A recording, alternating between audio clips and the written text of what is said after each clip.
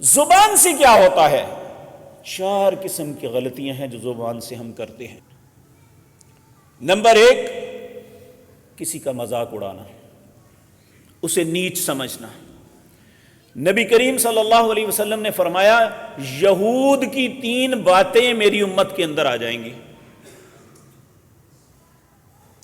ایک یہ ہے کہ اپنی ذات کو بلند سمجھنا اور دوسرے کی ذات پہ طعن کرنا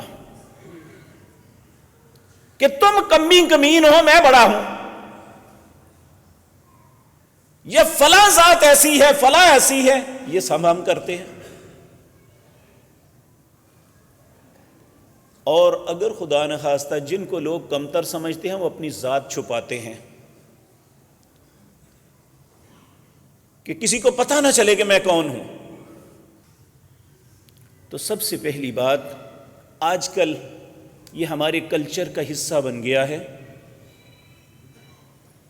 کہ جگت بازی کرنا، دوسرے کو نیچ دکھانا، دوسرے کی تضحیق کرنا۔ اللہ رب العزت قرآن کریم سورۃ حجرات میں فرماتے ہیں یا ایھا الذین آمنوا، اے لوگوں جو ایمان لائے ہو، لا یسخر قوم من قوم عسى ان یکونوا خیرا منہم، کسی قوم کا تمسخر نہ اڑانا، ممکن ہے اللہ کی نظروں میں وہ تم سے بہتر ہو۔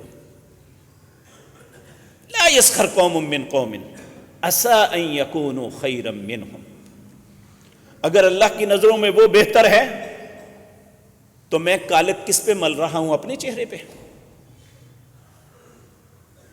ولا نساء من نساء عسى ان يكن خيرا منهن، کوئی عورت دوسری عورت کا مذاق نہ اڑائے، ممکن ہے اللہ کی نظروں میں وہ اس سے بہتر ہو۔ ولا تلمزوا انفسکم، ویسے ہی کسی پہ الزام نہ دیا کرو۔ ولا تنابزوا بالالقاب، کسی کے برے ناموں سے نہ پکارو جس سے وہ چڑھتا ہے، جو برا لگتا ہے اسے۔ ولا تنابزوا بالالقاب بئس الاسم الفسوق بعد الایمان، ایمان لانے کے بعد یہ سب سے بری بات ہے اللہ کی نظر میں۔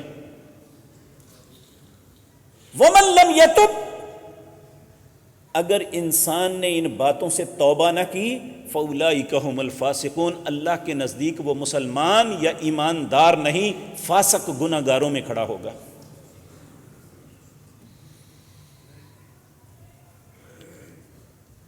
دوسری جو زبان کے ساتھ انسان کسی کو نقصان دے سکتا ہے وہ ہے کسی کی غیبت کرنا، گالی نکالنا۔